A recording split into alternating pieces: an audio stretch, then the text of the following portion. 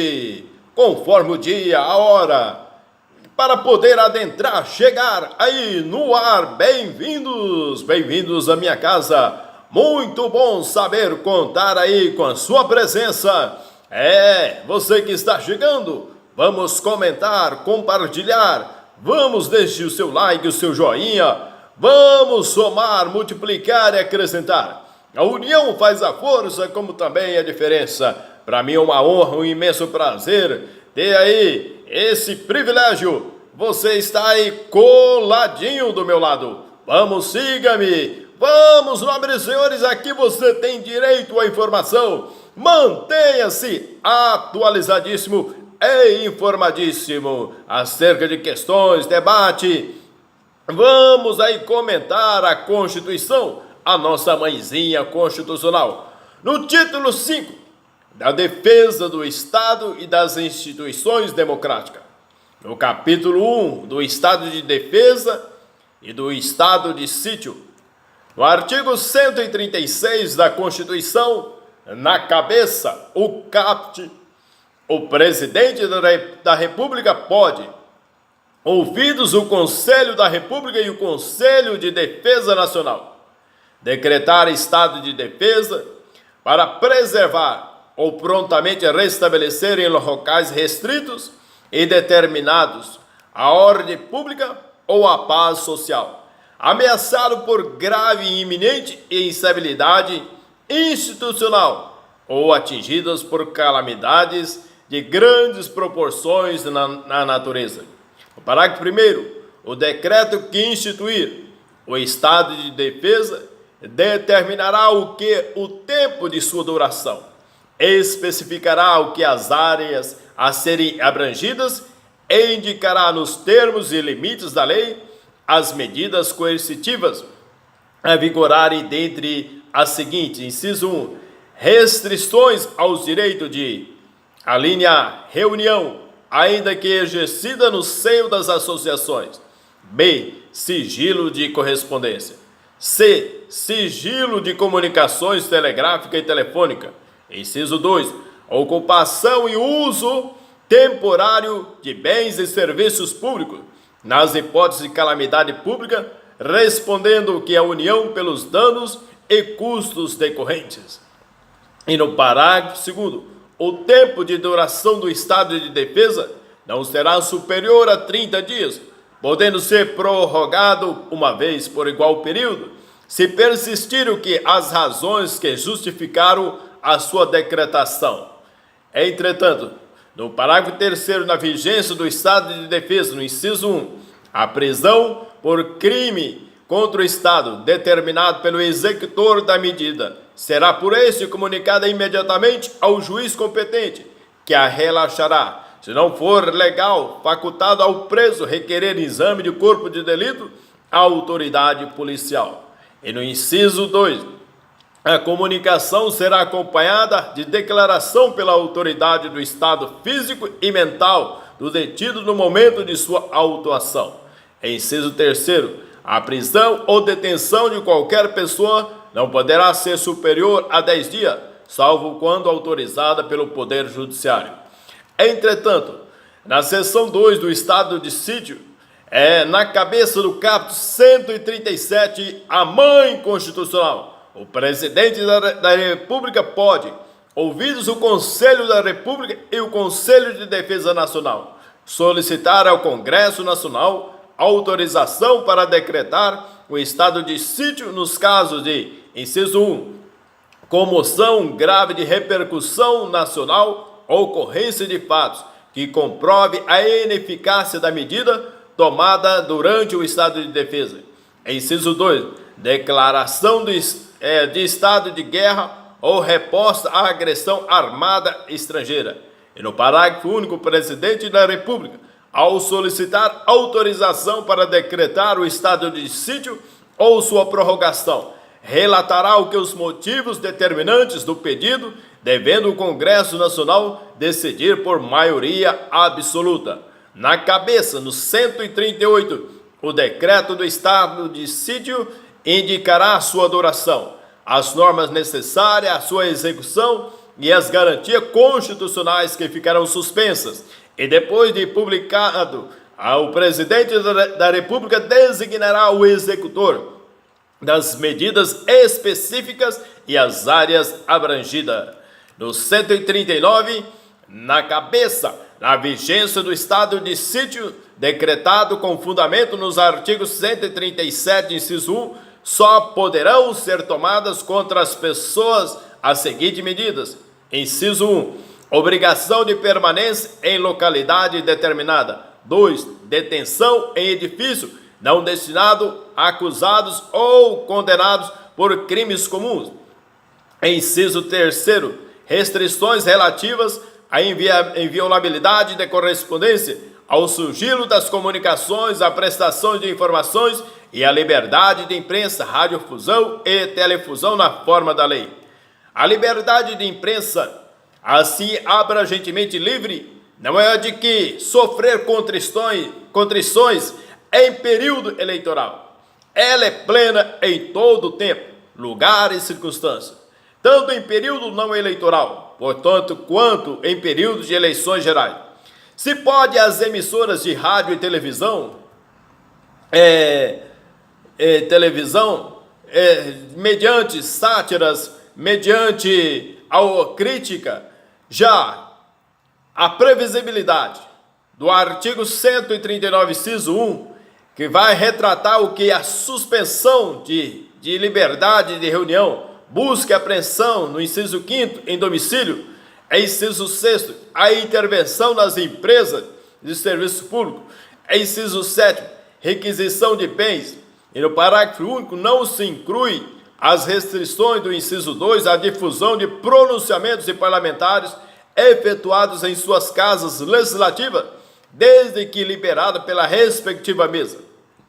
As disposições gerais do artigo 140, a mesa do Congresso Nacional, ouvidos os líderes partidários, designará o quê? A comissão composta de 5 de seus membros para acompanhar e fiscalizar o que? A execução das medidas referente ao estado de defesa, ao estado de sítio. 141. Cessado o estado de defesa ou estado de sítio, cessarão também os seus efeitos, sem prejuízo da responsabilidade pelos ilícitos cometidos por seus executores. Logo, no parágrafo único, logo que cesse o estado de defesa ou estado de sítio, as medidas aplicadas em sua vigência serão relatadas pelo presidente da República em mensagem ao Congresso Nacional, com especificação e justificação das providências adotadas, com relação nominal dos atingidos e indicação das restrições aplicadas. E no capítulo 2 das Forças Armadas, 142, as Forças Armadas, constituídas pela Marinha, pelo Exército e pela Aeronáutica, são instituições nacionais permanentes e regulares, organizadas com base na hierarquia e na disciplina, sob a autoridade suprema do Presidente da República, e destinam-se à defesa da pátria, a garantir dos poderes constitucionais e por iniciativa de qualquer desses, da lei e da ordem. Os militares, indivíduos que não foram excluídos da garantia constitucional da individualização da Constituição de 88. Esse tratamento particularizado decorre do fato de que as Forças Armadas são instituições nacionais regulares e permanentes, organizadas com base na hierarquia e disciplinas, destinadas ao que é a defesa da pátria.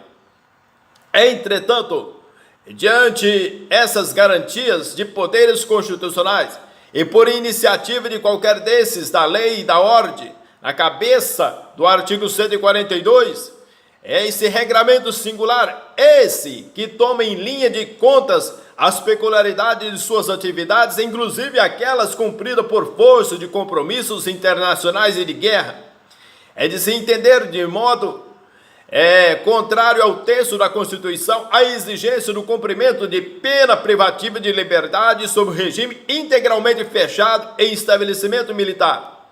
Seja invocado o fundamento da falta de previsão legal na lei especial, seja pela necessidade do resguardo da segurança ou do respeito à hierarquia e à disciplina no âmbito castrense, a ordem parcialmente concedida para determinar ao juízo da execução penal que promova a avaliação das condições objetivas e subjetivas para a progressão de regime prisional na concreta situação do paciente e que aplique para tanto o Código Penal e a Lei 7.210 de 84 naquilo que for omissa a lei castrense.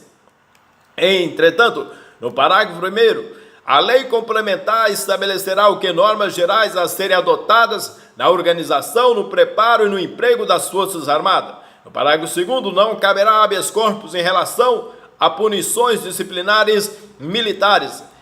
Entretanto, senhor, de antemão, continua válido o disposto no parágrafo 2º do artigo 142 da atual Constituição, que é a pena mais restritiva quanto ao âmbito dessas transgressões disciplinares, pois há limitas às de natureza militar. No parágrafo 3º, os membros das Forças Armadas são denominados militares, aplicando-se-lhes, além das que vierem a ser fixadas, em lei, as seguintes disposições.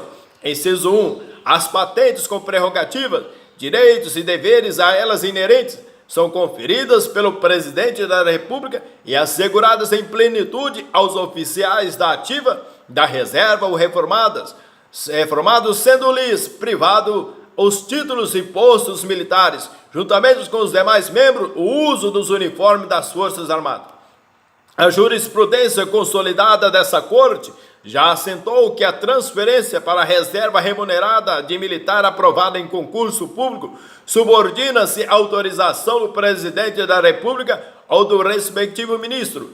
Cabe exclusivamente ao Presidente da República, dentro do princípio da discricionariedade que a lei lhe outorga para avaliar e decidir, segundo os seus próprios critérios de conveniência e oportunidade, autorizar ou não a nomeação ou admissão de oficial militar para cargo ou emprego público. A autorização do Presidente da República é requisito essencial à passagem de oficiais das Forças Armadas para a reserva remunerada. E no inciso 3º, inciso 4º, vamos ao assunto. Atividades das quais, senhores, dependam a manutenção da ordem pública e a segurança pública, a administração da justiça, onde as carreiras de Estado cujos membros exercem atividades indelegáveis, inclusive a de exação tributária, e a saúde pública não estão inseridos no elenco dos servidores alcançados por esses direitos.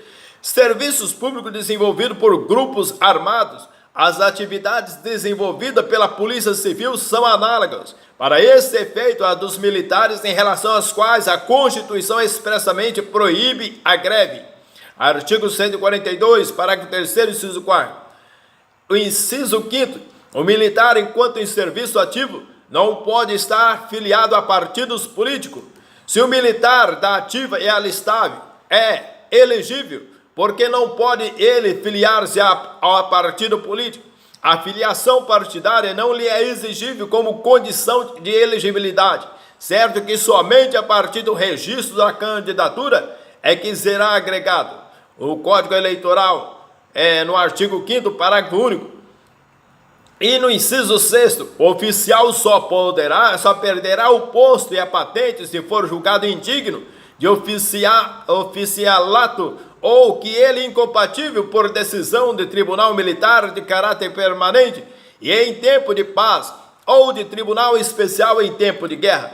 Também os oficiais das polícias militares só perdem o posto e a patente se forem julgados indignos de oficialato ou com ele incompatível por decisão do tribunal competente em tempo de paz.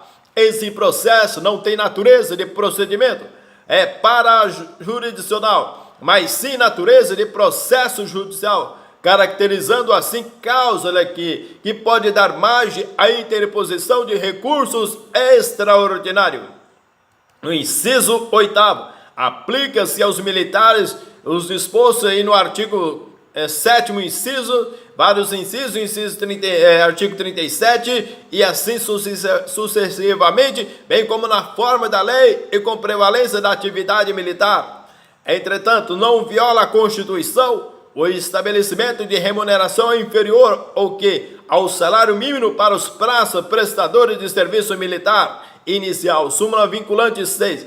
A estabilidade provisória advinda de licença maternidade decorre de prestação constitucional a trabalhadores em geral. O direito a amparar, pelo artigo 7º, inciso 18 da Constituição. Entretanto, o inciso 10, a lei disporá sobre o ingresso nas Forças Armadas os limites de idade, a estabilidade e outras condições de transferência do militar para inatividade, os direitos, deveres, a remuneração, as prerrogativas e outras situações especiais dos militares, considerado que as peculiaridades de suas atividades, inclusive aquelas cumpridas por força de compromissos internacionais e de guerra.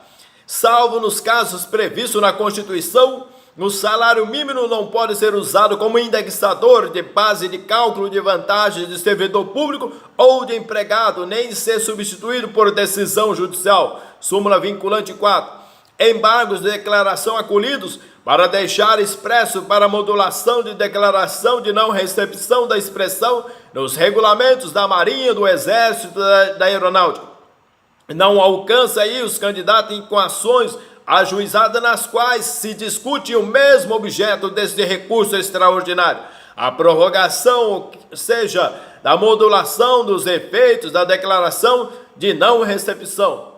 Entretanto, senhor, de antemão, o acordo recorrido que está em sintonia com a jurisprudência desse tribunal no sentido de que, tratando-se de militares de quadro de temporários admitido por prazo limitado, não há que se falar em direito de permanência ou instabilidade após cumprido o prazo de incorporação. O princípio econômico do Código Penal e do Código de Processo Penal Militar, o tratamento diferenciado decorrentes dos referidos códigos tem justificativa constitucionalmente aceitável em face das circunstâncias peculiares relativas aos agentes e objetos jurídicos protegidos. Artigo 143, na cabeça, no caput, mãe constitucional. Vamos ao comentário. O motivo pela qual o STF assentou a natureza permanente do crime de deserção, delito permanente, esse que somente cessa com a recaptura do infrator, ou então com sua apresentação voluntária. É inviável que a desincorporação de praça não estável que esteja sobre o que vai justificar o prolongamento extraordinário do tempo de serviço militar. Os princípios gerais regentes da administração pública, prevista no artigo 37 da Constituição, são invocáveis de referência que a administração de pessoal militar federal ou estadual, salvo nas que tem explícita disciplina e atenção às peculiaridades do serviço militar. Entretanto, no capítulo 3 da Segurança Pública, no artigo 144, na cabeça, a segurança pública, o dever do Estado, direito e responsabilidade de todos, é exercida para a preservação da ordem pública e da incolumidade das pessoas e do patrimônio, através dos seguintes órgãos. Os direitos à segurança é prerrogativa constitucional indisponível, garantindo, mediante que a implementação de políticas públicas, impondo ao Estado que a obrigação de criar condições objetivas que possibilite o efetivo acesso a tal serviço. Entretanto, senhor, a categorização jurídica positiva, não como descrição do delito, nem como combinação de pena, porém como pressuposto de prisão cautelar, ou seja, como imperiosa necessidade de acautelar o meio social contra fatores de perturbação que já se localizam na gravidade incomum da execução de certos crimes, não da incomum gravidade abstrata desse ou daquele crime, mas de incomum gravidade na perpetração em si do crime, levando à consistente ilação de que solto o agente reincidirá no delito, donde o vínculo é operacional entre necessidade de preservação da ordem pública e acautelamento do meio social. Logo, esse conceito de ordem pública que desvincula do conceito de incolumidade das pessoas e do patrimônio alheio, assim como a violação à saúde, mas que enlaça, eu diria, a noção de acautelamento do meio social. Entretanto, no artigo 144, inciso 2, Polícia Rodoviária Federal, Polícia Ferroviária Federal, inciso 4, policiais civis. Entretanto, senhor, no inciso 5º, policiais militares e corpo de bombeiros militares. Parágrafo 1º, a Polícia Federal é instituída por lei como órgão permanente, organização e mantido pela União e estrutura em carreira destina-se, primeiro, inciso 1, apurar infrações penais contra a ordem política e social ou em detrimento de bens e serviços e interesses da União ou de suas entidades autárquicas e empresa pública, assim como outras infrações cujas práticas tenham repercussão interestadual e internacional e exija repressão uniforme segundo se dispuser em lei. Inciso 2, previr e reprimir o tráfico de entorpecentes e drogas afins, o contrabando, o descaminho, sem prejuízo da ação fazendária e de outros órgãos públicos nas respectivas áreas de competência. Busca e apreensão, tráfico de drogas, a ordem judicial, cumprimento pela Polícia Militar. Ante o disposto no artigo 144 da Constituição, a circunstância de haver atuado a Polícia Militar não contamina o flagrante e a busca e apreensão realizadas. Entretanto, no inciso 3º, exercer as funções de polícia marítima, aeronáutica e de fronteiras. A Polícia Militar tem a atribuição de radiopatrulha aérea constitucionalmente. O âmbito material da Polícia Aeroportuária Privativa da União não se confunde com a de Polícia Ostensiva de Espaço Aéreo, que, respeitado que os limites das áreas constitucionais das polícias federais e aeronáutica militar, se incluindo no poder residual das polícias dos estados, sendo o policiamento naval atribuição, não obstante privativa da Marinha de Guerra, de caráter subsidiário por força de lei. Não é possível, por sua índole, caracterizar essa atividade como função de natureza militar, podendo seu exercício ser cometido também a servidores não militares de Marinha de Guerra. A atividade de policiamento, em princípio, se enquadra no âmbito de segurança pública. Está de acordo aí com o artigo 144. E cabe salientar que a mútua cooperação entre organismos policiais, o intercâmbio de informações, o fornecimento recíproco de dados investigatórios e a assistência técnica entre Polícia Federal e os policiais estaduais, com o propósito de comum de viabilizar a mais completa apuração de fatos delituosos gravíssimos, notadamente naqueles casos em que se alega o envolvimento de policiais na formação de grupos de extermínio, encontra-se fundamento, segundo penso, no próprio modelo constitucional de federalismo cooperativo, entretanto, cuja a instituição surge em caráter inovador no plano de nosso ordenamento constitucional, que se afastou da forma de federalismo, dualismo, inaugurada pela Constituição Republicana de 1891, que impunha por efeito da outorga de competência estanque, rigida a separação entre atribuições federais e estaduais. Entretanto, no parágrafo 2º, a Polícia Rodoviária Federal, órgão permanente, organizado e mantido pela União e estruturado em carreira, destina-se na forma da lei ao patrulhamento ostensivo das rodovias federais. Parágrafo 3º, a Polícia Ferroviária Federal, órgão permanente, organizado e mantido pela União e estruturado em carreira, destina-se na forma da lei ao patrulhamento ostensivo das atividades federais. Parágrafo 4º, as polícias civis, dirigidas por delegados de polícia de carreira, incumbe, ressalvadas o que é competência da União, as funções de polícia judiciária e apuração de infrações penais, exceto as militares. Arquivado o inquérito policial por despacho do juiz, a requerimento do promotor de justiça, não pode a ação penal ser iniciada sem novas provas. Súmula 524. Entretanto, senhor, É o que podemos perceber que a nomeação de chefe de polícia, a exigência de que o indicado seja não só delegado de carreira, como determinado pela Constituição, como também que esteja na classe mais elevada, a inexistência de vício da iniciativa, a revisão jurisprudencial em prol do princípio federativo, essa possibilidade dos estados disciplinarem o que os critérios de acesso ao cargo de confiança, desde que respeitado o mínimo constitucional. Esse critério que não só se coaduna com a exigência constitucional, como também a reforça por subsidiar o que o adequado exercício da função e valorizar os quadros de carreira.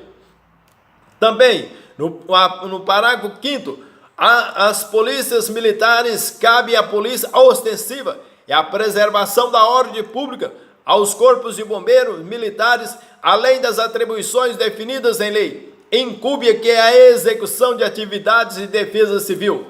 Reputo não haver que se falar em manifesta ilegalidade em ato emanado de superior hierárquico, consistente em determinar a subordinando que se dirija à cadeia pública a fim de reforçar a guarda do local. Por outro lado, tenho para mim que a obediência reflete um dos grandes deveres do militar, não cabendo aos subalternos recusar a obediência devida ao superior, sobretudo levando-se em conta aos primados da hierarquia e da disciplina.